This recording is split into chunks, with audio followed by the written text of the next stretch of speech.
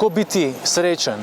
Zdi se, kot da bi danes želeli imeti navodila za živeti gotovo, zadovoljivo in izpolnjujoče življenje. Vendar temu ni tako.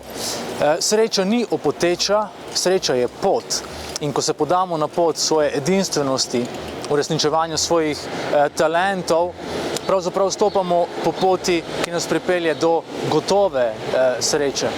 In sreča je včasih v teh res drobnih stvareh.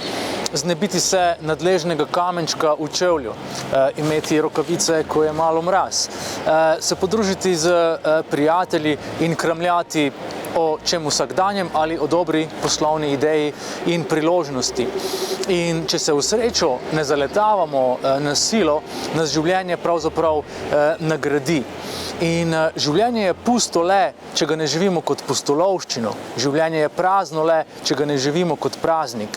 In zato si moramo dovoliti, da stvari niso vedno gotove, da niso tako kot v tistem Ikejinem načrtu, kako sestaviti pohištvo, in da eksperimentiramo, da si dovolimo nekaj novega, da spremembe obravnavamo kot priložnost za rast, napredek in razvoj. In tako bomo pravzaprav nekako blagoslovljeni za srečo, ki pride kot nepričakovana posledica, kot nagrada, kot češnjica na vrhu tortice.